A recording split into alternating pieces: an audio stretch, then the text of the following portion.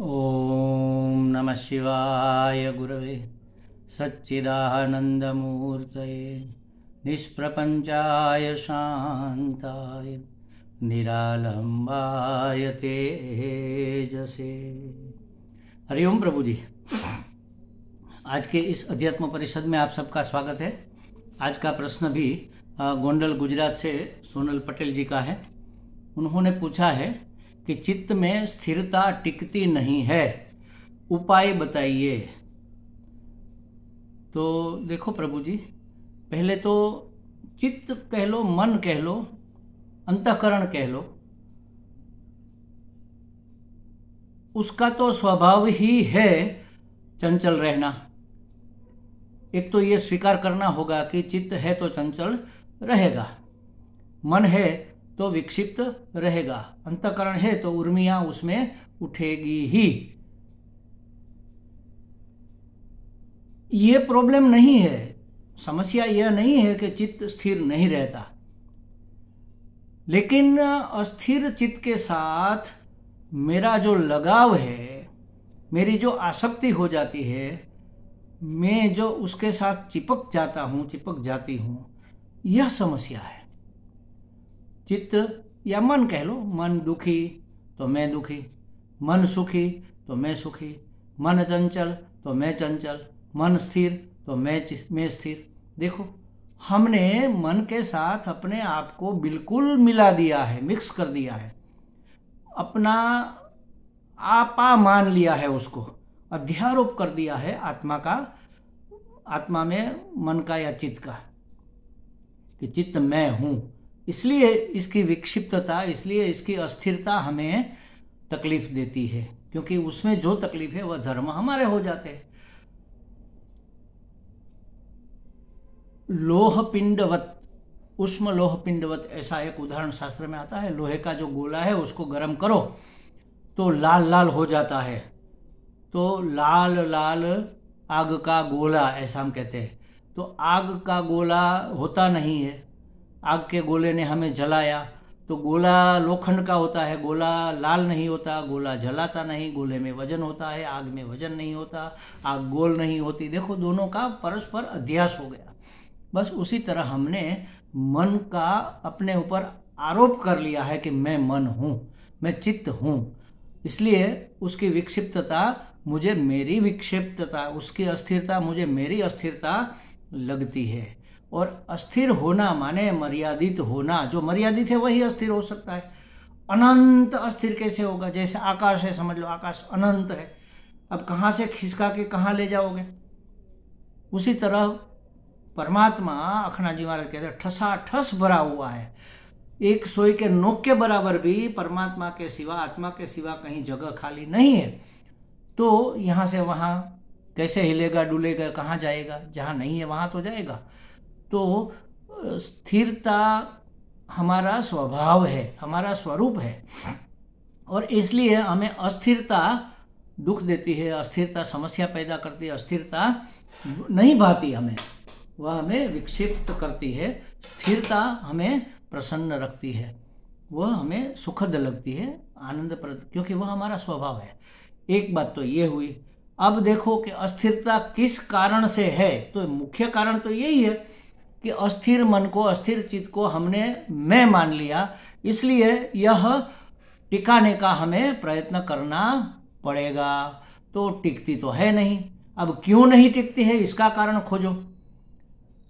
जिस कारण से नहीं टिकती है उस कारण का निवारण करने से वह टिक जाएगी। तो कहते हैं मन की अस्थिरता, देखो एक अष्टावक्र महागीता में अष्टावक्र जी को जनक जी ने प्रश्न पूछा कि महाराज, मुझे ज्ञान की प्राप्ति कैसे हो सकती है? तो अष्टावक्र जी ने कहा कि हे तात, अगर तुझे परम ज्ञान की, परम ब्रह्म की, परम आत्मा की प्राप्ति करनी है तो विषयान विषवत त्यज, इस विषयों को विष समझकर, जहर समझकर उसको छोड़ दे। खैर, जहर तो फिर भी खाने से हमें असर करता है, यह तो सिर्फ देखने मात्र से, सोचने मात्र से हमें नुकसान करता है। तो इसको विषवत त्यज दे। क्यों? क्योंकि जो चित्त है ना, ये चित्त शब्द, उसमें से ची एक और त डबल त दूसरा अक्षर है, उसमें दो त समाये हुए हैं, एक आधा त और एक पूरा त। जो पूरा त है वह विषय वासना है। उस त का त्याग करने से चित्त है वह चिद हो जाएगा। चिद माने आत्मा, चैतन्य।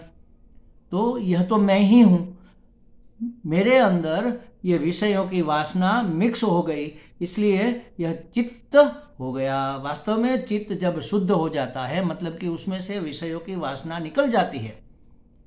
पांचों विषय और मन, 6 उससे मन माने उससे एक रूप हो जाना, 5 विषयों से एक रूप हो जाने का जब मिट जाता है, तब वह चित्त बन जाता है, चैतन्य बन जाता है, आत्मा बन जाता है। देखो, एक कुम्हार है, कुम्हार ने मिट्टी लेकर एक घड़ा बनाया। अब घड़ा बन गया तो उसने आकाश का एक टुकड़ा काट कर उसके अंदर डाला। ऐसा होता है क्या? नहीं होता। वह सिर्फ घड़े को बनाता है, आकाश अपने आप घटाकाश हो जाता है, उसके भीतर आकाश अपने आप, क्योंकि वहां हर जगह एक सुई की नोक के बराबर भी जगह खाली नहीं है आकाश के बिना। तो घड़े की दीवार बनी तो अंदर का आकाश जो था उसको हमने घटाकाश नाम दे दिया। अब उसके अंदर समझो कि हमने चावल भर दिए, पूरा घड़ा भर गया चावल से। अब आकाश कहाँ गया? आकाश तो वहीं पर है। 2 चावल के बीच में भी जगह तो होगी ना, थोड़ी बहुत तो। हवा रह सकती है तो आकाश तो रह ही सकेगा। तो आकाश अभी भी उसके अंदर है, लेकिन हमें उसका अनुभव नहीं हो रहा है। अब क्या करना होगा?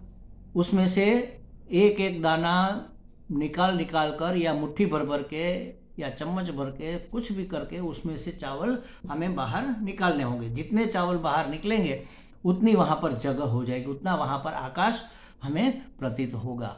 तो ये चावल के दाने जो है ना, एक घड़े के अंदर कितने चावल के दाने होंगे गिन नहीं सकते हम, इतने सारे। अगर गिनने बैठे तो पूरा महीना लग जाएगा, तब मुश्किल से गिन पाएंगे। हजारों लाखों चावल के दाने एक 5 लीटर के घड़े या 10 लीटर के घड़े में समा सकते हैं। उसको एक एक करके निकालेंगे, तब एक एक चावल की जितनी जगह वहां पर होती जाएगी, माने कि वहां पर उतना उतना आकाश प्रकट होता जाएगा। अब एक एक करके सब दाने निकाल दिए तो पूरा का पूरा घटाकाश हमें दिख जाएगा।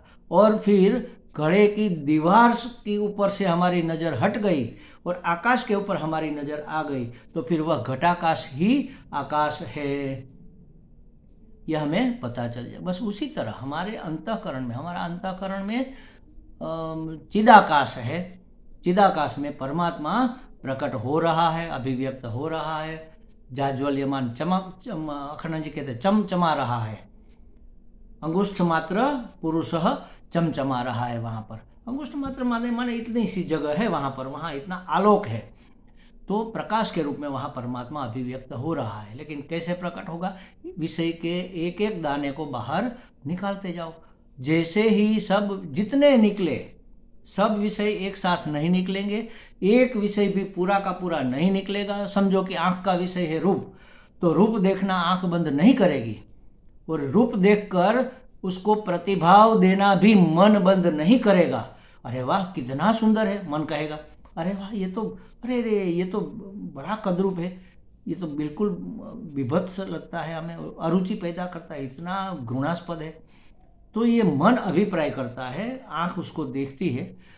आंख तो देखेगी, आंख का धर्म है, लेकिन मन जो उसके बारे में अभिप्राय बनाता है, उसके ऊपर सिक्का लगाता है, ठीक है बेठीक है, योग्य है अयोग्य है, अनुकूल है प्रतिकूल है, चाहिए नहीं चाहिए, ये अगर मन छोड़ दे तो ये विषय को त्यागने की बात नहीं है, विषय वासना को त्यागने की। विषय की वासना को अगर हम छोड़ते जाएंगे, एक एक इंद्रियों की थोड़ी थोड़ी विषय वासना छूटेगी, एक साथ नहीं छूटेगी। आंख देखना बंद नहीं करेगी, और देखेगी तो मन सीधा इसके ऊपर सिक्का लगाना भी बंद नहीं करेगा। अच्छा है बुरा है तो वो थोड़ा बहुत तो कहता रहेगा, हर बार नहीं कहेगा, कभी कभी तो कह ही देगा। तो उसको आदत डालनी पड़ेगी। अभ्यास है न तो कौन्तेय, अभ्यास करते करते करते करते वैराग्येण च गृह्यते, वैराग्य हो जाएगा, फिर इसका ग्रहण हमें हो जाएगा। पांचों इंद्रियों के पांचों विषय की जो वासना है उसको जहर समझकर उसको अभी के अभी इसी वक्त छोड़ने की शुरुआत कर देनी चाहिए। जितना हो सके विषयों की वासना को हमें छोड़ना चाहिए। विषय वासना अगर छूट, मन चित्त अस्थिर क्यों रहता है? विषयों के पीछे दौड़ता रहता है। चाहिए चाहिए, एक अंदर एक चिड़िया चहचहा रही है अंदर, हमारे अंदर, चाहिए चाहिए चाहिए चाहिए चाहिए चाहिए चाहिए, बस जो भी है हमें चाहिए। हमें ख्याति चाहिए, यश चाहिए, पद चाहिए, प्रतिष्ठा चाहिए, पैसे चाहिए, महानता चाहिए, पूर्णता चाहिए, सब चाहिए, क्या नहीं, सुख चाहिए, सब चाहिए, अनुकूल परिस्थिति चाहिए, बच्चे चाहिए, सुंदर चाहिए, संस्कारी चाहिए, आज्ञांकित चाहिए, सब चाहिए। मैं ये नहीं कहता कि नहीं चाहिए हमें, लेकिन अंदर जो चिड़िया चहचहा रही है उसको थोड़ा शांत करो और समझो कि परमात्मा की जो योजना है, हमारी जो लायकात है, हमारा जो अधिकार है, उसके अनुसार हमें मिला ही हुआ है और आगे भी मिलेगा। इसी में संतोष करके हमें अपने चित्त को शांत करना चाहिए। चाहिए चाहिए को निकाल देना। चाह गई चिंता मिटी मनवा बेपरवाह, जिसको कछु न चाहिए वह शाहों के शाह।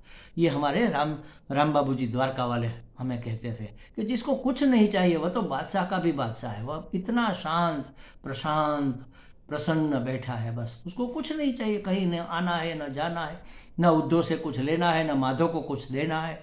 तब मन बिल्कुल स्थिर रहेगा, चित्त बिल्कुल शांत रहेगा, स्थिरता टिकाने का यही उपाय है। दूसरी बात, मन की चंचलता, मन भागता रहता है, कहाँ भागेगा? उस अलग अलग विषय में भागेगा और इसलिए उसकी चंचलता हमें अखरती है। अगर एक ही विषय में रहा तो उसको एकाग्रता कहेंगे, तब हमें कोई तकलीफ नहीं होती। मन जब एकाग्र है तब कोई तकलीफ नहीं होती। जैसे समझो टीवी देख रहे हैं, सीरियल देख रहे हैं, सिनेमा देख, मन इतना एकाग्र हो जाता है तो कोई तकलीफ नहीं है। मन को भी नहीं तकलीफ है, हमारे तन को भी तकलीफ नहीं है, कोई तकलीफ नहीं है। एकाग्रता, एक ही विषय को देखे तो तकलीफ नहीं है। तो हर जगह एक ही विषय को देखे, ऐसा कर सकते हैं। हम सब ने एक कहानी पढ़ी है, एक राजा जब बाहर निकला तो उसके पाँव में कांटा लग गया, कंकर लग गया, तो वो चिल्लाने लगा कि ये कांटे ये कंकर सब हटा दो, यहाँ से लगा दो सबको काम पर। तो सब लोग, हमारे पाँव में धूल लगती है, धूल साफ करो। सब पानी लेकर कोई धोने लगा, कोई झाड़ू लेकर उसको निकालने लगा। पूरा शहर धूल धूल धूल की डमरी उड़ गई। एक बूढ़ा मोची था, उसने सोचा कि ये तो गलत हो रहा है, राजा के पाँव में तकलीफ है तो उपाय पाँव का करना चाहिए, कांटों का या कंकड़ का नहीं। हो गया कि महाराज मेरे पास उपाय है, सब बंद करा दो, मैं उपाय कर दूंगा। सब बंद करा दिया गया। वो आया चमड़ा लेकर, उसके पाँव में जूते पहना दिए, बना दिए, तो उसके पाँव में अब कंकड़ या कांटे लगना बंद हो गया। तो हमें भी अपने मन को जूते पहना देने पड़ेंगे। कंकड़ पत्थर तो हर जगह आपको मिलेंगे, कांटे हर जगह मिलेंगे, विषय तो हर जगह मिलेंगे, हर क्षण मिलेंगे, हर रूप में मिलेंगे। कौन से जूते पहनाएंगे? परमात्मा जो है सो परमात्मा है, इस रूप में परमात्मा है, सुंदरता के रूप में परमात्मा है, रूप के रूप में परमात्मा है, शब्द के रूप में परमात्मा है, स्पर्श के रूप में परमात्मा है। गंध आ रही है, सुगंध है तो परमात्मा है, दुर्गंध है तो वो भी परमात्मा ही, और कौन है? दूसरा तो कोई है ही नहीं। तो स्पर्श में भी परमात्मा है। हर एक विषय में परमात्मा को देखना अगर शुरू कर देंगे तो मन को जूते पहना दिए, तो फिर चंचलता उसकी हमें अखरेगी नहीं, हमें अस्थिरता उसकी खलेगी नहीं, एकाग्रता हो जाएगी। जहां मन जाएगा परमात्मा ही परमात्मा। एक के अग्र, उसके आगे कौन रहेगा? परमात्मा। एकाग्र का मतलब है उसके आगे एक ही विषय रहेगा, परमात्मा। तो फिर वह हमें दुखी नहीं करेगा, ऐसी चंचलता हमें दुखी नहीं कर पाएगी। ये सब उपाय है चित्त को स्थिर करने का, चित्त को स्थिर रखने का, माने कि चित्त की स्थिरता प्राप्त करने का। मन स्थिर तो नहीं रहता लेकिन एकाग्र हो सकता है, और किसी एक को आगे रखकर हम मन को स्थिर कर सकते हैं। और मन अस्थिर है क्योंकि उसके अंदर विषय की वासना है।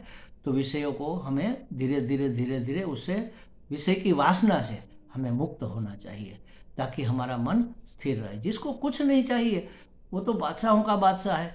हमें क्या चाहिए? जो मिला है हमारी योग्यता से अनेक अनेक गुना ज़्यादा है। भगवान ने हमारे ऊपर कृपा करके इतना दे दिया है, इतनी तो हमारी लायकात भी नहीं है, हमारा अधिकारित्व भी नहीं है इतना सारा प्राप्त करने का। फिर भी भगवान ने कृपा करके हमें दिया है। तो फिर चाहिए कि चिड़िया को बोलना बंद करना होगा, तभी हमारा चित्त स्थिर रह सकता है। हमें लगता है सोनल जी को कुछ स्पष्टता हो गई होगी। हरि ओम।